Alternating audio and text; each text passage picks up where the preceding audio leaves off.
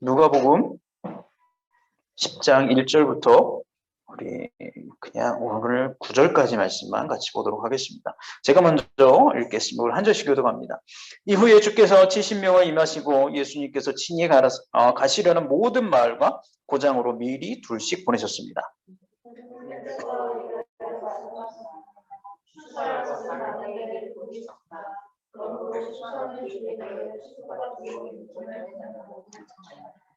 가거라, 내가 어린 양을 늑대들 사이로 보내는 것과 같이 너희를 보낸다.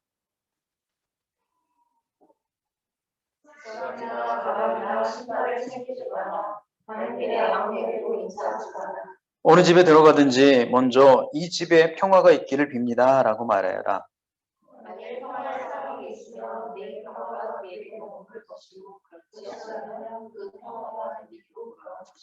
그 집에 머물러라. 거기서 내게 주는 것을 먹고 마셔라. 일꾼은 자기 품삯을 받을 자격이 있다. 이 집 저 집으로 옮겨 다니지 마라.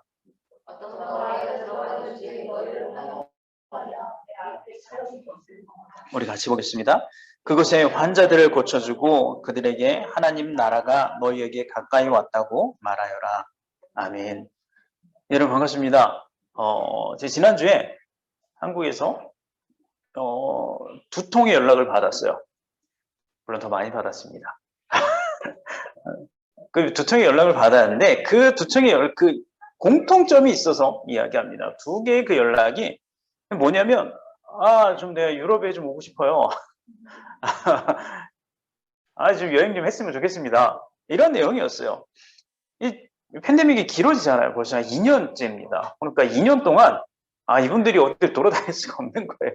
너무 이제 답답한 겁니다. 답답하기 때문에 좀 탈출구를 좀 찾고 싶다라는 거예요. 나 지금 나가고 싶어. 나 어디라도 좀 가고 싶어. 그래서 제가 올 겨울이 한국 가지 않습니까? 그래서 제발 저 좀 만나주세요. 와서 우리 한번 작전을 한번 짜봅시다. 어떻게 하면 갈 수 있고 어떻게 하면 유럽을 여행을 할 수 있는지 좀 작전을 한번 짜봅시다. 이런 연락들을 좀 받았어요. 사실 저도 탈출구가 좀 필요한 것 같아요. 좀 제 삶에 뭔가가 좀 변화가 필요하다고 요즘에 조금 느낍니다. 우리 호연 형제가 이제 오랜만에 왔어요. 유럽 여행을 다시. 내가 작년에 1년 동안 팬데믹 때문에 돌아다닌 적이 없어요. 네? 독일에 왔지만 독일 밖을 벗어난 적이 없어요. 그래서 지금 독일 밖을 한번 벗어나려고 반년 만에 지금 왔어요. 그런 것처럼 저도 요즘에 조금 좀 여행을 하고 싶어지기도 합니다. 나 좀 여행 한번 가고 싶다. 근데 좀 배낭 하나 메고 그냥 쉽게 어디 좀 가고 싶다. 이런 생각이 사실 듭니다. 근데 현실에서는 그게 쉽진 않죠. 현실에서 뭣도 해야 되고 뭣도 해야 되고 뭣도 있고 여러 가지가 복잡합니다. 그래서 못 가요. 근데 다만 좀 이 팬데믹이 좀 끝나서 예전처럼 자유롭게 그냥 간편하게라도 좀 배낭 하나 메고 전도여행이라고 해야 될까요? 선교여행이라고 해야 될까요? 이런 거라도 좀 한 번은 좀 가보고 싶다. 한두 번씩은 좀 가보고 싶다라는 좀 마음이 들어요. 그런 날이 좀 빨리 왔으면 좋겠다라는 그런 좀 소망을 갖고 옵니다. 여러분 근데 오늘 성경을 보세요. 우리도 지금 이 땅에 이렇게 팬데믹 때문에 뭔가 답답함이 있고 뭔가 좀 탈출구를 사실 찾고 싶어 하잖아요. 뭔가 좀 특별함을 우리가 좀 찾지 않습니까? 근데 예수님 당시에 보면 어떻을까요? 특별함이 지금보다 있었을까요? 그 당시 살고 있던 분들이 2000년 전에 살고 있던 사람들이요. 지금 우리보다 훨씬 더 특별함이 일상생활에서 넘쳐났을까요? 아닐 거라고 생각합니다. 사실 여러분 지금 솔직히 조금만 눈을 한번 돌려보세요. 얼마나 많은 놀거리가 있습니까? 얼마나 많은 볼거리가 있습니까? 얼마나 많은 먹을거리가 있습니까? 안 그렇습니까? 여러분 넷플릭스도 있잖아요. 유튜브도 있고요. 즐길 거리가 얼마나 많이 있습니까? 오이로파크도 있고요. 맥도날드도 있고요. 얼마나 먹을 것도 많고요. 즐길 것도 많고요. 볼 것도 많고요. 갈 것도 많습니다. 근데 예수님 당시에는요. 그런 게 없었던 시절이에요. 뭔가 내가 특별하게 즐길 것이, 내가 뭔가 내 삶에 특별함을 느낄 수 있는 것이 사실 별로 없었어요. 그냥 굶주림이 일상이었어요. 배고픈 사람들이 거리에 그냥 넘쳐나던 시절이었습니다. 일자리가 없어서 그냥 거리에서 빈둥거리던 사람이 태반이었던 시대였습니다. 여러분 그러면 일반 사람들이 그렇으면 예수님 제자들도 달랐을까요? 예수님이 제자들이었으니까. 특별한 사람들이니까 예수님이 픽했을까요? 아니죠. 똑같았어요. 그들도 하루하루의 허기를 채우기에 바빴어요. 그래서 베드로가 또 요한이 뭐 하는 사람이었습니까? 어부였어요. 매일매일의 배를 채우기 위해서 호수에 나가서 물고기를 잡아서 팔아야만 했던 사람들. 그리고 또 사람들에게 뭔가를 더 뜯어내기 위해서 혈안이 되어 있던 사람들. 여러분 마태 직업이 뭡니까? 마태의 직업이 뭐였죠? 세리. 흔히 말하면 뭐 요즘이야 뭐 뭐라고 해야 돼요? 세관이 아니고 세무사가요? 하여튼 뭐 세금을 걷는 사람. 이런 사람이 지금은 그렇게 불리지만 옛날에 이 당시의 세리는 뭐였어요? 흔히 말하는 남의 거 갈취하는 사람이었어요. 그게 바로 세리였어요. 로마가 1을 원하면 1만 갖다 주고 2와 3은 그냥 내가 더 뺏어낼 수 있는 사람. 그래서 더 많은 것을 내가 축적할 수 있는 사람이 바로 마태였어요. 그 세리였습니다. 여러분 이런 제자들이었고요. 그 당시 사람들의 삶의 모습이 그냥 이러했어요. 예수님 바로 이런 시대 때 이러한 모습, 이런 상황 가운데 예수님 오신 거예요. 그러면 여러분 예수님께서 세상에 오셔서 하신 일이 뭐였을까요? 곰곰이 생각해 봤습니다. 예수님 뭐 했지? 근데 보니까 저희가 느꼈을 땐 바로 이 관점이더라고요. 기운 없고 활력 없고 생기 없는 사람들에게 도전과 모험과 희망과 소망을 불러넣어주는 작업을 하셨다라는 거예요. 별로 특별할 것이 없었어요. 여러분 왜 예수님 가는 데마다 그렇게 사람들이 모였어요? 특별할 게 없었으니까 삶이. 예수님한테 가면 특별한 이벤트가 있거든요. 병든 사람이 살아나고 먹을 것이 생겨나고 뭔가 들을 거리가 있고 뭔가 신기한 이벤트들이 자꾸만 예수님 주위에서 벌어집니다. 그래서 사람들이 그 예수님 곁으로 몰려오는 거예요. 그리고 오늘 성경을 보면 예수님께서 정말 또 다른 어찌 보면 이벤트를 제자들에게 열어주십니다. 그 이벤트가 뭘까요? 오늘 본문을 한번 보세요. 70명, 예수님께서 70명의 제자들을 두 명씩 짝집니다. 다 이렇게 두 분씩 많이 앉으셨네? 이렇게 두 분씩 앉으셔서 짝을 지어서 이제 예수님께서 전도할 동네 있잖아요. 내가 오늘은 이 동네 가고 내일은 저 동네. 가야 될 그 동네마다 제자들을 다 보내놓으신 겁니다. 그래서 가서 예수님을 전해라. 내가 내 복음을 전해라. 보낸 거예요. 근데 여러분 재밌습니다. 예수님께서 이렇게 70명을 보내시기 전에 이미 12명의 제자들을 먼저 한번 이 똑같은 이벤트를 열었던 적이 있어요. 누가복음 9장에 보면 이렇게 해요. 예수님께서 12제자를 부르시고 이들에게 귀신을 이기고 병을 고치는 능력과 권세를 주셨습니다. 그리고 하나님 나라를 전하고 병을 치료하라고 이들을 보내셨습니다. 자, 그리고 나서 똑같은 일을 70명의 사람들한테 똑같은 이벤트를 열어주신 거예요. 너희들 가서 이 일을 한번 해보고 와. 이걸 한번 경험해보고 와라고 보낸 겁니다. 여러분 왜 이 사람들을 세상에 보냈을까요? 첫 번째는 바로 이거죠. 아까 말씀한 것처럼 복음을 전해야 될 것이 너무 많았다라는 거예요. 예수님이 왜 동네마다 다 예약을 잡아놨을까요? 오늘은 이 동네, 내일은 저 동네. 왜 나중엔 내가 저 동네를 가야겠다. 왜 예약을 잡았을까요? 갈 데가 너무 많은 거예요. 복음을 전해야 될 것이 너무 많은 겁니다. 그래서 2절에 보면 오늘 이렇게 말씀해요. 추수할 건 많은데 일꾼이 너무 적어. 그렇기 때문에 추수하는 주인에게 추수밭으로 일꾼을 좀 보내달라고 기도해. 너희들 좀 기도해. 가야 될 게 너무 많아. 전도해야 될 곳이 너무 많은데 너무 사람들이 없어. 여러분 그리고 두 번째는 뭘까요? 두 번째는 바로 당신의 제자들에게 믿음을 사용할 수 있는 자리를 열어주시기 위해서 예수님께서 제자들에게 그곳으로 가서 복음을 전해라 라고 말씀하신 겁니다. 여러분 3절에 보면 이렇게 이야기합니다. 가거라 내가 어린 양을 늑대들 사이로 보내는 것까지 너희를 보내겠다라고요. 여러분 이 말씀의 의의가 뭘까요? 예수님께서 제자들을 세상에 내보내는데 그 제자들이 가야 될 세상이 어떤 곳이냐면 마치 늑대가 바글바글 거리는 것 같은 세상이에요. 그런 곳인데 예수님의 제자들은 뭐라고요? 양이에요. 양에게 너희들 늑대 속으로 들어가. 너희들 늑대 속으로 들어가. 이걸 예수님께서 하신 말씀이에요. 너희들 양이거든. 늑대들이 살고 있는 곳으로 들어가. 뭡니까? 죽으라는 소리 같잖아요. 꼭. 두렵고 험하고 정말 힘없는 이들에게 쉽게 위협을 당할 수밖에 없는 가장 위험한 곳을 예수님께서 그들을 보내고 있어요. 그런 곳으로 예수님은 당신의 제자들을 보내고 있어요. 왜요? 하나님 나라가 가까웠다라는 그 복음을 전하라고 예수님이 그렇게 보낸다라는 거예요. 여러분 생각해 보세요. 그 당시 예수님이 오시기 전까지 이스라엘 사람들에게 있어서요. 믿음은 어디서 지켜지는 것이었을까요? 아, 저 사람 진짜 믿음 있는 사람이에요. 여러분 정말 믿음이 있으신 분이에요. 어디서 그 믿음이 있다라는 걸 사람들이 확인을 했을까요? 회당 안에서였어요. 회당 안에서 사람들이 저 사람 믿음이 있다라는 거였어요. 즉 하나님을 믿는 사람들이 모여있는 그 공동체 안에서 그 안에서 제가 얼만큼 기도 많이 하는지, 저 사람이 얼만큼 헌금 더 많이 하는지, 저 사람들이 얼만큼 더 열심히 금식하고 있는지, 이걸 통해서 야, 저 사람 진짜 믿음 있는 사람이네? 아니, 저 사람 믿음이 없는 사람이네 라고 판단받고 있었던 시대가 바로 예수님 시대였어요. 회당 안에서만 아, 저 사람 믿음 있는 사람이라고 인정받았던 시대라는 거예요. 즉 뭐예요?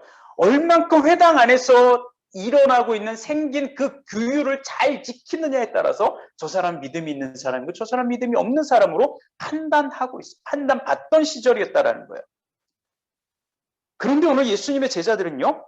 그동안 자신들이 알고 있던 믿음을 지키고 그것을 사용하는 것에 대한 도전을 받게 됩니다. 바로 내가 믿는 하나님, 그동안 내가 잘 믿고 있었다고 생각하는 그 하나님, 그 믿음을 더 이상 회당 안에서가 아니라 세상 속에서 한번 네 믿음을 증명해봐라. 도전을 받고 계십니다. 내가 살아가야 될 그 바로 삶의 자리에서 진짜 믿음은 그때 보여줘야 되는 거야 라고 예수님께서 제자들에게 말씀하고 있는 거예요. 내가 너희들을 늑대 속으로 보내는 것 같아. 그게 뭡니까? 그 자리가 가장 네 믿음을 사용할 수 있는 자리야. 회당 안에서 그냥 규율을 지킨다고 해서 네 믿음이 좋다라고 인정받는 게 아니라 진짜 믿음은 네 삶의 자리에서 마치 늑대들이 우글거리고 있는 것 같은 그곳에서 양의 모습인 네가 들어가서 보여내야 할 것이 바로 믿음이야. 내가 너희들을 세상에 보내는 이유는 네 그 믿음을 세상에서 한번 그렇게 보여보라고. 내가 너희들을 보내고 있는 거야. 예수님의 말씀인 거예요. 여러분 이거 우리에게도 마찬가지죠. 여러분 우리가 믿음을 사용해야 되는 것은요. 교회가 아니에요. 교회 안에서 우리가 믿음을 사용한다? 예, 그럴 수 있겠죠. 하지만 하나님을 알지 못하는 사람들, 하나님을 무시하고 경멸하는 사람들, 그러한 하나님을 믿는 이들을 배척하는 사람들과 함께 살아가야 될 여러분이 살아가고 있는, 저와 여러분이 살아가고 있는 그 세상, 학교, 회사, 뭐 이 세상, 그곳에서 바로 하나님을 내가 믿고 있다라는 그 믿음을 사용해야 될 그 자리, 바로 그곳이 바로 내가 진짜 내 믿음을 사용해야 될 자리, 교회가 아니라 바로 세상이다라는 거예요. 여러분 사실 교회에서 기도하는 게 믿음이 필요하죠? 교회 안에서 여러분 기도합시다. 믿음이 필요합니다. 근데 진짜 필요할까요? 여러분 좀 전에 기도하셨잖아요. 믿음을 가지고 기도하셨습니까? 진짜 나는 예수님과 함께 있어. 그 믿음을 사용해서 기도하셨습니까? 어찌 보면 너무 편하잖아요. 자연스럽잖아요. 교회에서 기도하는 거 너무 자연스러운 거잖아요. 저도요 다른 교회 가면 의무적으로 앉아서 가자마자 기도합니다. 별로 그렇게 믿음을 필요로 하진 않아요. 제가 그렇게 눈 감고 기도하는 거. 여러분 하지만요. 내 삶에서 기도하는 것은요. 믿음이 필요할 때가 있습니다. 내 삶의 자리에서, 회사에서, 학교에서, 뭐 어디서 내 삶에 믿지 않는 누군가와 함께 그 자리에서 기도하는 건 믿음이 필요할 때가 있어요. 내가 진짜 하나님을 믿고 있다라는 그 모습을 보여야 할 땐 진짜 내 믿음이 필요로 하는 자리일 수도 있습니다. 우리 주님은 그것을 말씀하세요. 여러분, 우리가 예수님을 만났다는 건요, 우리가 예수님을 믿는다고 하는 것은요, 교회에서만 믿음을 지키고 교회 안에서만 뭘 하고 따르는 것을 통해서가 평가받는 게 아니라요, 믿음을 통한 새로운 것에 대한 도전을 할 수 있는 기회, 그 기회를 얻었다라는 것을 의미한다라는 겁니다. 여러분, 베드로의 이야기를 한번 볼까요? 여러분, 베드로는 평생 뭐 하는 사람이었다고요? 어부였습니다. 그는 어부였기 때문에요, 풍랑이 있는 그 물이 얼마나 무서운 건지를 알았어요. 솔직히 평생 육지에서만 살던 사람들은요, 진짜 바다 한가운데서 풍랑이 있는 그 무서움을 사실 온전히 알 수는 없어요. 내가 경험을 보지 못했기 때문에, 내가 조그만 그 어선을 타고 진짜 풍랑이 너무너무 심하게 치는 그 바다가 얼마나 무서운지 사실 상상은 할 수 있지만 내가 직접 경험해보지 못하고선 그 두려움을 알 수 없어요. 하지만 베드로는요, 알았어요, 그 무서움을. 이미 자기 주위에도요, 분명히 그 풍랑 때문에 목숨을 잃은 사람들이 존재했을 거예요. 자기도 모르긴 몰라도요, 몇 번씩이나 그 죽음의 위기를 견뎌냈을 것입니다. 베드로는요, 이 그 풍랑의 무서움을 알았어요. 근데 여러분, 예수님께서 그런 베드로에게 한 가지 도전을 주십니다. 뭐라고 도전을 주시죠? 너 그 물에서, 너 그 배에서 내려와서 물 위를 한번 걸어봐. 너 그 물 위를 한번 걸어봐. 여러분, 내가 죽을 고비를 느꼈는데, 내가 거기서 그 물 때문에 죽을 사람을 얼마나 많이 봤는데, 그 두려운 풍랑 위를 내가 어떻게 설 수 있습니까? 근데 예수님은 베드로에게 그 기회를 허락해 주세요. 이게 뭡니까? 바로 베드로에게 믿음을 사용할 수 있는 장소를, 기회를 주고 계시다라는 거예요. 믿음은 이때 사용하는 거야. 야, 네가 믿음이 있어? 네가 진짜 나를 구주로 믿어? 네가 진짜 나를 하나님의 아들로 믿어? 걸어봐. 가장 네가 무서워하는 그걸 네가 한번 밟아봐. 네가 가장 큰 두려움을 갖고 있는 그 자리를 한번 일어나.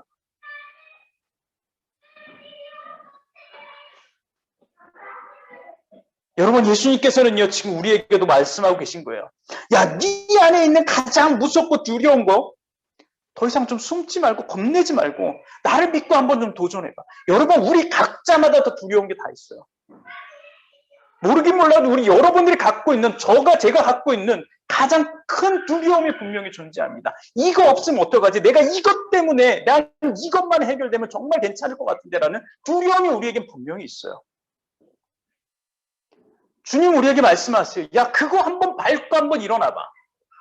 그거 한번 무시하고 한번 날 믿고 한번 좀 밟고 한 걸음만 내디뎌봐. 네가 진짜 죽는지, 네가 진짜 그것 때문에 고통을 당할지, 아니면 내가 열어주는 그 길을 경험하게 될지 한번 해봐. 여러분, 그렇기 때문에 우리 앞에 어떤 두려움과 걱정이 있어도요, 우리 사실 쉽지 않지만 우리 한 번씩 한 걸음 내디뎌 봤으면 좋겠습니다. 가장 두려움을 갖고 있는 그 부분에 대해서 내가 이걸 어떻게 주님 말씀 믿고 한 걸음을 내디딜 수 있을까? 저에게도 숙제고요. 우리 함께 좀 그 숙제를 좀 나눠가졌으면 좋겠습니다. 어떻게 그것을 내가 밟고 한 걸음 나아갈 수 있을지, 그 예수님의 말씀에 우리가 어떻게 믿음으로 한 걸음을 내디딜 수 있는지 한번 좀 고민해봤으면 좋겠어요. 여러분, 우리 더 이상 내 두려운 문제 있잖아요. 그거 이제는 더 이상 교회 안에서만 해결하려고 하지 않았으면 좋겠어요. 교회 안에서 앉아서 기도하는 거, 당연히 해야죠. 하지만 우리 삶의 자리에서 예수님은 그 문제를, 가장 두려움의 문제를 해결하라고, 그곳에서 내 믿음을 사용해서 그 두려움의 문제를 해결해 보라고 예수님 우리에게 말씀하고 있어요. 예수님은요, 그것을 할 수 있도록 우리에게 도전을 주고 계세요. 제가 요즘에 참 많이 생각합니다. 뭘 생각하냐면, 도대체 하나님 어떤 분이시지? 뭐 하는 분이시지라는 것에 대해서 되게 많이 생각하고 있어요. 여러분, 하나님 어떤 분이실까요? 나한테 뭘 해주는 분일까요? 여러분에게 하나님은 어떤 걸 해주시는 분이죠? 돈을 갖다 주시는 분입니까? 문제를 딱 그냥 해결해 주시는 분입니까? 도대체 어떤 분이지? 도대체 우리 하나님은 어떤 분이길래 믿으라고 하지? 어떤 분이길래 나를 이렇게 믿고 따라오라고 하지? 뭔가 나에게 직접적으로 눈으로 해결해 주는 건 별로 없어 보이는데 하나님 도대체 뭐 하시는 분이지? 상당히 많은 고민합니다. 그리고 이 질문에 대해서 저는 이런 결론을 내렸어요. 하나님은요, 우리를 할 수 있게 만들어 주시는 분이라고.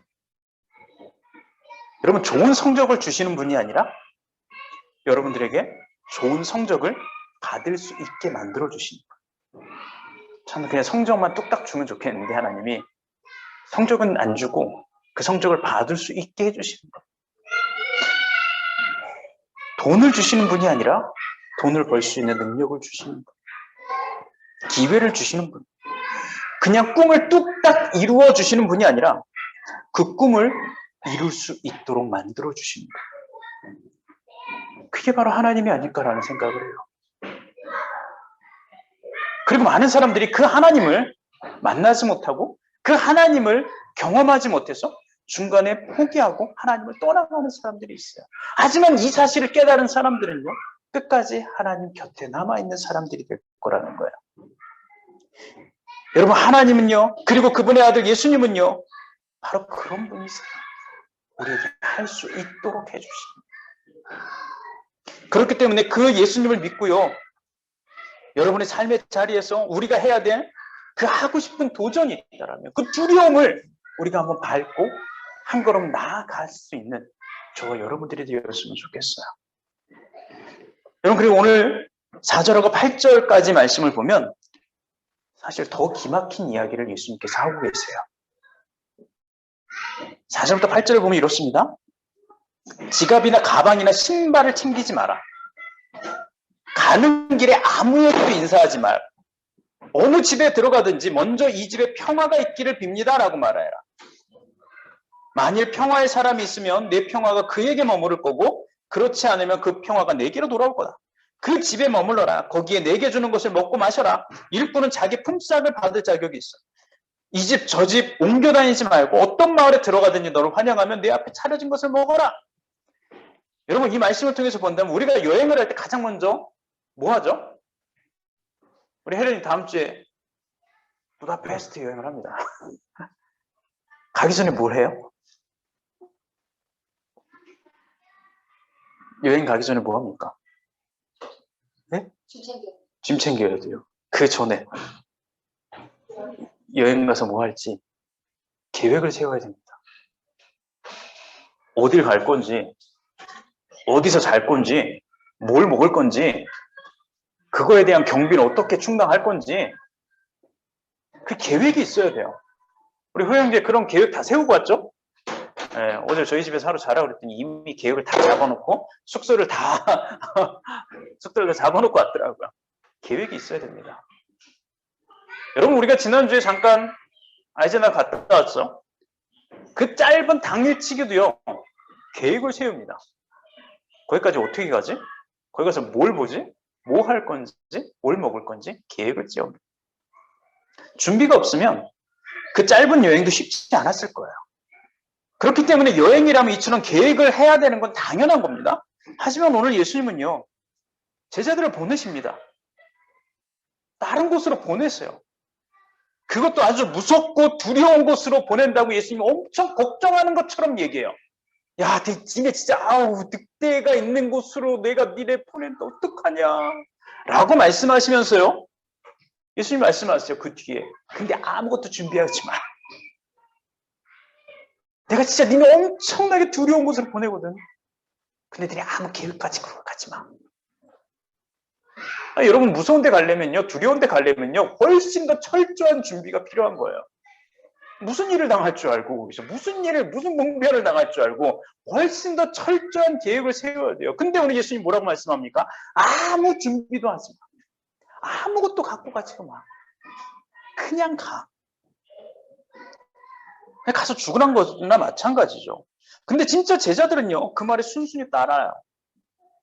그리고 그 결과가 뭡니까? 오늘 말씀을 읽진 않았어요. 하지만 17절에 보면 이렇게 이야기합니다. 70명의 제자들이 기뻐하며 돌아와서 말했습니다. 주님, 심지어 마귀들도 주님의 이름 앞에서 우리에게 굴복했습니다. 여러분, 이 말은 뭐라고요? 예수님이 시키신 대로 가서 그대로 했더니 아무런 준비도 없이 간 것처럼 보이지만 예수님의 말씀 그거 하나 믿고 내가 한번 가봤더니 그때 그 자리에서 귀신이 떠나가고 마귀들도 굴복해서 아주 우리는 잘 먹고 잘 지내다 왔습니다. 주님 말씀대로 했더니 아무런 해를 당하지 않고 오히려 해를 주려고 기다리고 있던 그 마귀들도 떠나가는 그런 놀라운 일들이 우리에게 벌어졌습니다. 여러분, 이들이 여행을 가는데 준비 없이 갈 때 불안함이 왜 없었겠습니까? 이들은요, 예수님하고 같이 옆 동네 갈 때도 빵 안 챙겨온 것 때문에 불안하고 걱정하던 사람들이었어요. 그래도 예수님의 명령이었기 때문에 그들은 자신들이 가야 할 마을에 갔고요. 예수님께서 시키는 대로 복음을 전하는 단 한 가지 일을 하고요. 그리고 그 후에 모든 것은 신기하게 저절로 채워지게 되는 경험을 하고 돌아오게 됩니다. 즉 예수님의 말씀이 그들의 삶에서 그대로 이루어지게 되었다는 것을 경험했다라는 거예요. 예수님 분명 이렇게 말씀하세요. 무엇을 먹을까? 무엇을 마실까? 혹은 무엇을 입을까 하면서 걱정하지 마라. 이런 걱정은 이방 사람들이나 하는 거고 하늘에 계신 너희 아버지께 너희에게 모든 것이 필요한 걸 우리 주님은 이미 알고 계시기 때문에 그렇기 때문에 너희는 먼저 아버지의 나라와 아버지의 의를 구해. 그러면 이 모든 것들이 너희에게 덤으로 주어질 것이다라고요.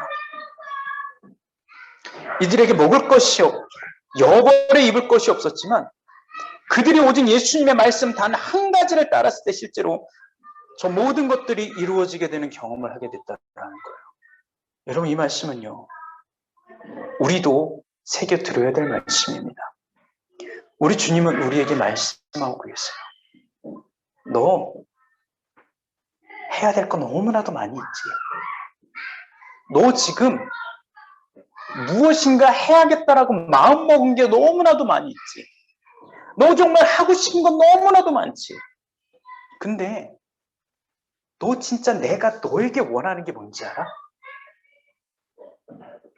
너 그거 딱 한 가지만 해.